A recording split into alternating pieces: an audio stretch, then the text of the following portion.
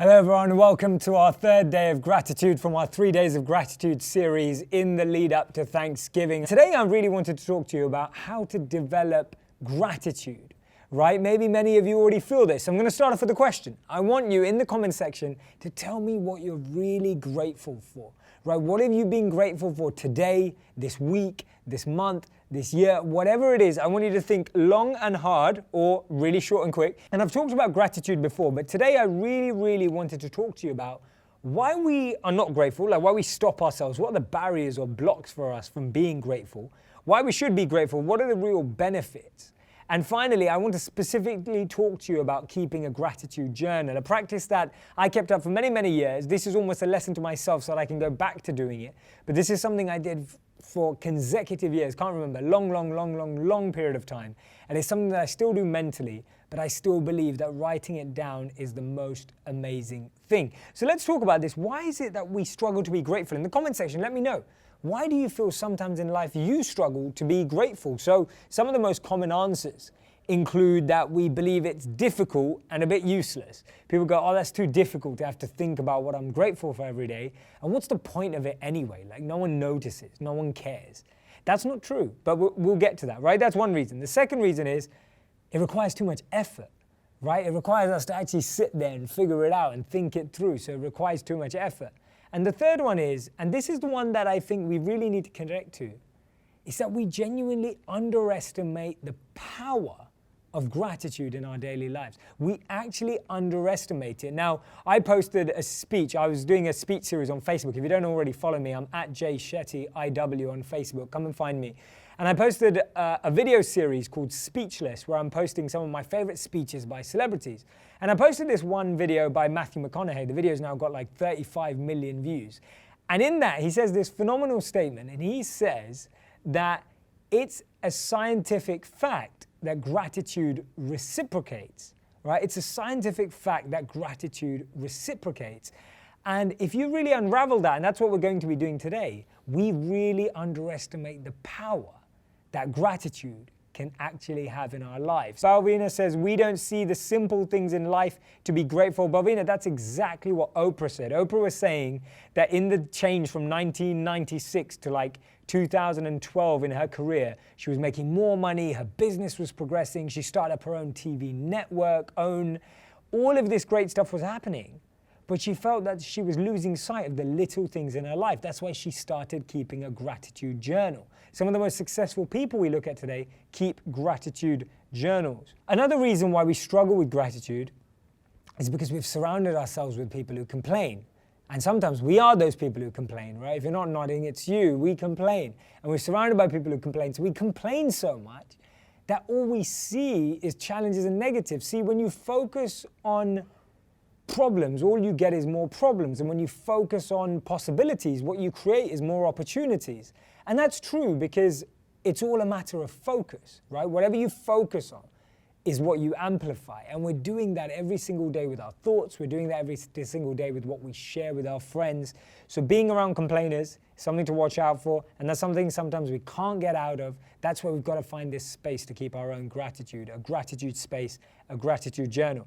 Next one, happiness dependent on external factors. When we start keeping a gratitude journal, we start becoming grateful for things we observe rather than things we expect, right? When we expect things, that stops us from being grateful because usually people aren't living their day so that they can live up to our expectations. They're living their day so that they can live up to their expectations. And when our expectations aren't met, we feel ungrateful because we feel that someone or something is not living up to our standards. And that's why having happiness based on anything external is a recipe for disaster because we'll always be let down. Whenever we want something outside to make us feel good, we'll always feel limited and ungrateful. And now the third one is that we have this do more, have more, be more syndrome, which is great. Ambition is great. But part of that is being grateful for the fact that you can even have ambition. Right, being grateful for what's already been given to you. When you're moving forward at a great pace and you're achieving things you never thought you would, you've got to take a moment to be grateful for what you've been given because that's giving you the opportunity to build. Peace, love, energy, divine, 100%. If we do not appreciate what we presently have, we will never appreciate more. That's so true. And this quote I put out, if you're grateful for what you have, you'll be given more to be grateful for. One of the biggest challenges we have with gratitude is we postpone it.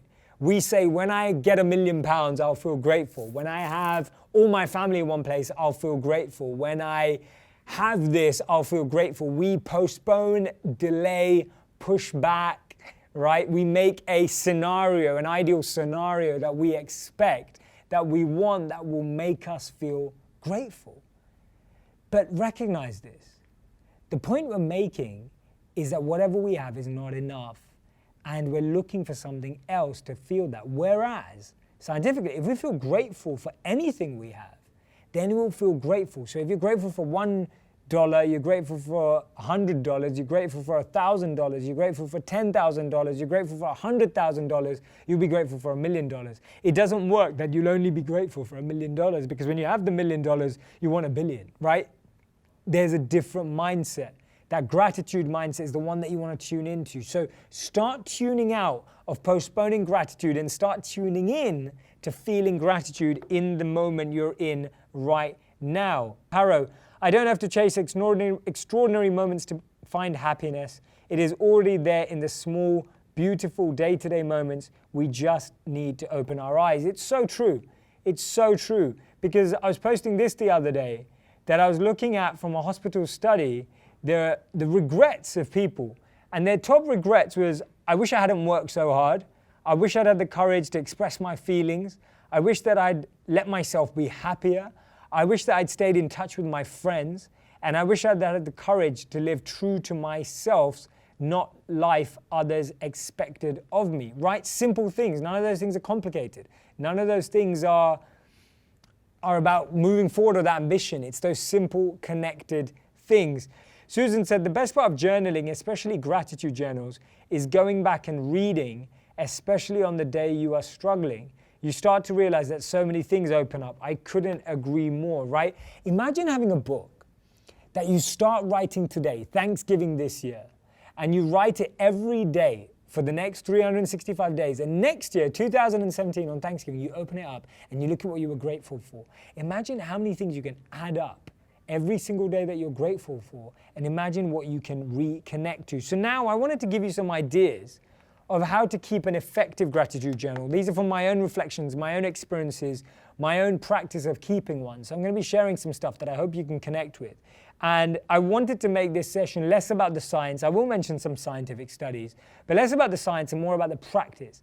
I think everyone tuned in right now is convinced, right? It's a scientific fact that gratitude reciprocates. I think you're with me on that. So I want to help you deepen your practice. Now, gratitude journals are something I recommend you keep at least once a day or once a week, at the very least once a week, right? Once a week is great. If you can do once a week, ideally on a Sunday, fantastic. If you can do once a day, ideally before you go to bed, fantastic, right? Those are the two kind of recommendations I have. That's the best way to keep it. And in this gratitude journal, people are like, well, what does it mean? What does it look like? It can just look like this. Like, it just has to be a notebook. It doesn't have to be like this. It doesn't have to be a specific style of book, right? It can just be any notebook with lined paper. But you want something that stays in one place. Now, people often ask me, can I keep a gratitude journal electronically? Absolutely fine. But I would really recommend, ideally, having it somewhere where you're writing down. This ink, pen to paper, is so much more powerful when we're trying to write down things that impact us in a powerful way. So finding a notebook that works for you. If you want to do it electronically, if that's the only way, Evernote on your phone as an app or just in notes on your phone, absolutely fine too. But remember, once a week or once every day. Now, what do you do when you open up that book? You open up that book, do you have to write Dear Gratitude Journal? Do you have to write Dear Diary? No, you don't, right? This is how I recommend keeping it going, keeping it regular. So what I recommend is doing this 15 minutes before you go to sleep. This is also a great way of disconnecting from your phone, right? How many of you are on your phones at least in that gap 15 minutes before you go to bed, right? If that is you, this is a great way of substituting that last 15 minutes, moving away from your phone screen and starting to keep a gratitude journal. I recommend doing it before sleep because it does two things. It lets you sleep better because you've been allowed to offload your thoughts, you've gone to sleep with positive thoughts, you've banked them away, And at the same time, you wake up with these positive affirmations. You wake up with the feeling that you went to sleep with. And you can also think about what you were grateful for that day. Kristen says, this is something I want to practice with my students. It will build a sense of community amongst them. Totally true, Kristen. Definitely recommend it with young people. Why does spirituality give rise to grateful behavior, says Nitin? One of the reasons is because we know that gratitude exists across all spiritual paths. It's one of those principles. When I had Doug Abrams in here about, I don't know, a month or 6 weeks ago, he talked about the book he wrote, the Book of Joy, with the Dalai Lama and Desmond Tutu. And he was saying that they talked about how happiness and joy is unlocked through feeling grateful. So gratitude is like a pillar in every single spiritual path. Now, this is how to actually write a gratitude journal. It's a way of making it simple. Write 5 things that you're grateful for that day or that week, right? At least 5. Now, the interesting thing about gratitude is that it should be specific and it should be genuine, right? There's no point of writing down just general stuff. Like, if you haven't genuinely felt grateful for the fact that you have oxygen, now we should all feel grateful that we have air to breathe, but if you don't genuinely connect with that, don't write it down, right? If you don't genuinely connect with the fact that you have clothes to wear and a house, don't write that down because you want to try and make it genuine. So 5 things that you're genuinely grateful for and be specific. So you may be, I'm grateful for my partner because he or she makes me breakfast. I'm grateful for my job because it's paying me enough for me to live my life. You know, I'm grateful for whatever it is, and make it specific and genuine. Don't just say, I'm grateful for my mom. I'm grateful for my family. I'm grateful for my dad. Don't leave it like that. Because the more specific you get, the more you're wiring and tuning your brain into noticing these subtle things, observing these subtle things. So write down top 5 things that you're grateful for. You can start with material things if that helps, and then move into more subtle, more invisible things after on. That's generally the way people do it, right? Does that make sense? So I want you right now, if you can, to make a list of the top 5 things that you're grateful for. Write them down in the comment section if you like. Remember, be as specific and as genuine as you can. Those are the 2. Promise me, or at least try, that for once a week, once a day, you'll keep that gratitude journal. 5 things that you're grateful for. Genuine, specific. That's the criteria. Now, the next 5 things. I want you to write down 5 things every day, or these may be more every week, that you want to learn to be grateful for. See, we all have things that happen in our life that feel like curses, that feel like things are going wrong, that feels like things are falling apart, that makes us feel like everything's just crumbling, right? So you can't feel grateful for everything in a specific and genuine way straight away. That's just total nonsense, right? If something bad just happens to you, if you just lost your job and I'm like, oh, just be grateful for it, you'll just be like, well, that doesn't make any sense. Like, how do I just be grateful for that? So I get that, right? If someone just broke up with you, you just ended a relationship and someone goes, oh, just be grateful for that. I get that. It's not as easy as that. So what I'm saying to you is write down every week 5 things that you want to learn to be grateful for. What you're doing is you're planting an intention, you're planting a seed that you want to grow when you say that. The problem with most of us, or the challenge with what we do, is that we never plant that seed. We just feel bitter about something. And if we don't plant that seed, it never happens. I'll give you an example. If you walk into a room and it's already dark, and you say, I don't want to turn off the lights, and you're stubborn, no, I'm just annoyed that it's dark, what's going to happen? You'll trip over. And that's what we do in dark times. If we just get bitter, right? If we don't turn on the lights, if we don't become grateful, if we don't embrace these things, we will just stumble more and more and more. And that's why it's so important that in these times, we actually realize and recognize that what are the things we need to learn to become grateful for and plant that seed rather than plant the weed of bitterness or anything else, right? Really think about that. What are the 5 things you want to learn to be grateful for in a specific and genuine way? Right now, they don't feel genuine. Right now, you don't know specifics, but how can you start becoming grateful? Kimberly says, maybe I can do this with a couple of friends. Is it a good idea to share your journal? Great question, Kimberly. I recommend this is a practice you do personally. And if you are going to do it with someone else, do it with someone that you really trust. Do it with someone that you don't feel you're going to agitate or make them feel more, they may get jealous or envious or might start looking at things differently. You want to do this in a safe space. This is something that I recommend doing personally and connecting with only people that you really trust, that you really have a bond with if you want to share it with other people. But still, perform the exercise personally, then share it, right? It's also a good idea to share certain parts of it and maybe not share all of it, depending on how much you trust the other individual. I'm just imagining a world, I'm an idealist, but I'm imagining a world where everyone keeps a gratitude journal and starts expressing gratitude. And what I'd love for you to do, this one is taking it further, and this may be every month. You find 5 people that you can write a thank you note to, right? It doesn't have to be like this piece of art. It doesn't have to be a gift. It can just be an email, right? It can just be a text message. It can be a WhatsApp message. It doesn't have to be this incredible investment of time. Choose 5 people. It might be a work colleague. It might be a neighbor. It might be a friend you haven't spoken to in a while. This happened to me yesterday, right? And this is true, right? So I was thinking of a former colleague that I used to work with. I haven't seen her or worked with her for about 9 months, right? 10 months. I've not spoken to her, not worked with her, or anything like that. But for some reason yesterday, I was feeling grateful to her. I was feeling grateful to her because I remember at the last day of one of my previous jobs, she came on my last day with a handwritten card and chocolates to say, Jay, I hope you do extremely well. Good luck for your new journey, etc., etc., etc. She just this gesture. She'd taken out time out of her day to come from another location, to come to me, to give me this card, to give me the chocolates, just say good luck for everything. So what I did yesterday was that I wrote a really short email. I just said, hey, I hope you're well. It's, what you've been up to, how's life? I knew she was getting married this year, so I said, how's married life? I hope your wedding went well, etc. Just reconnected with her. Funny thing is, she got back straight away and we started talking. She didn't even know that I'd moved to New York, so I let her know that. And the incredible thing is, she's actually coming to New York next week.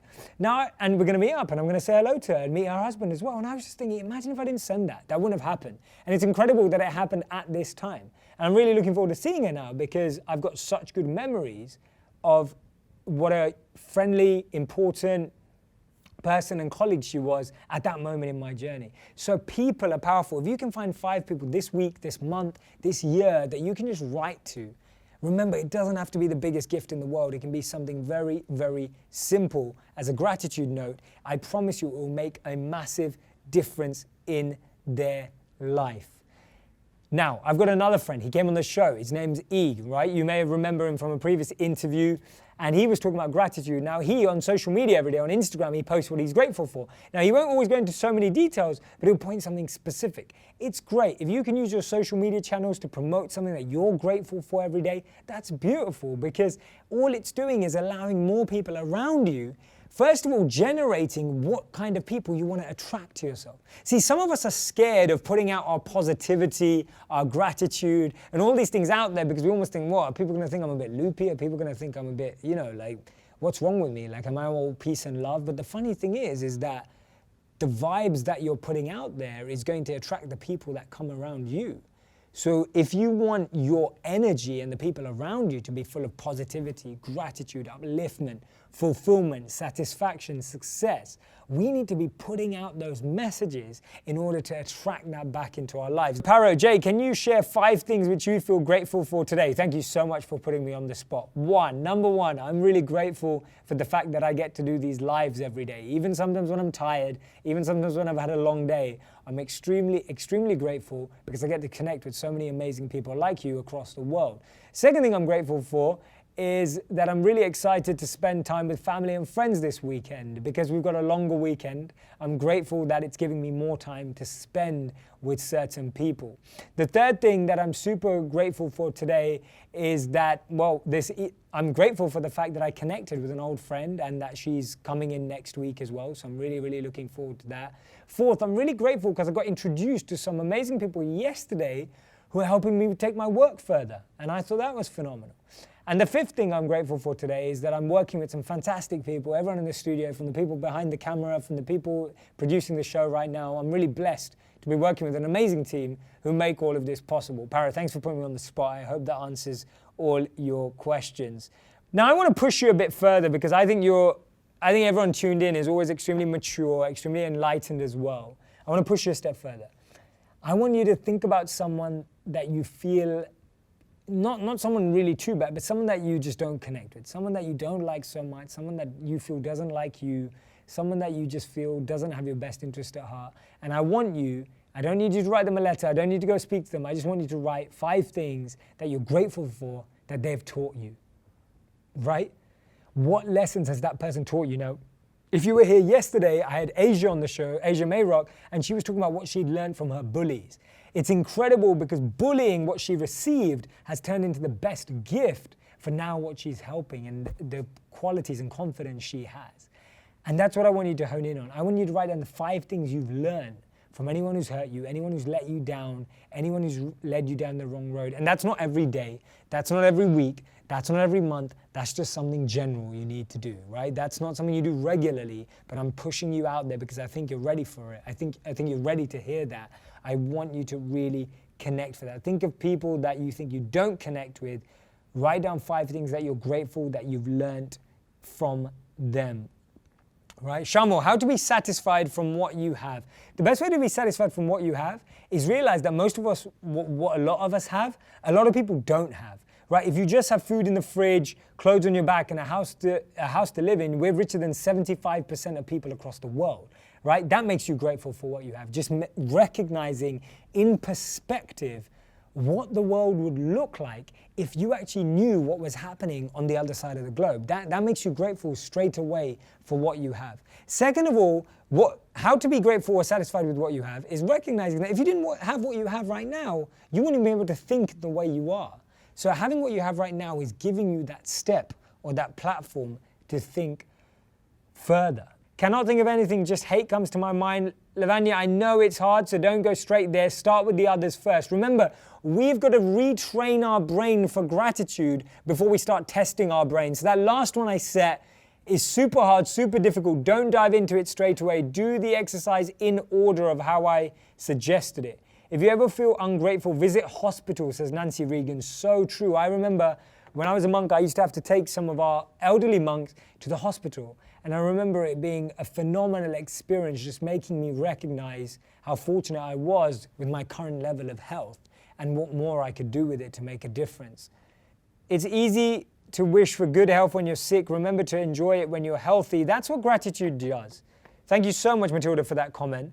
Gratitude allows you to experience, feel fulfilled, and enjoy the moment by recognizing how beautiful it is.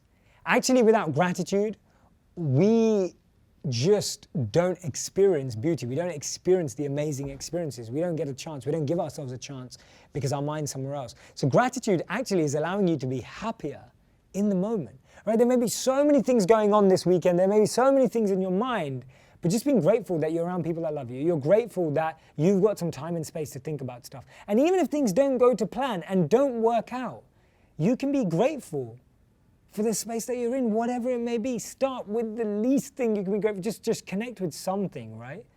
But that's where it has to start. Grace, spending time with people who aren't like you helps you become aware of what you have. Totally true, very true. So the studies around gratitude are incredible. It makes you healthier, it makes you sleep better, better self-esteem.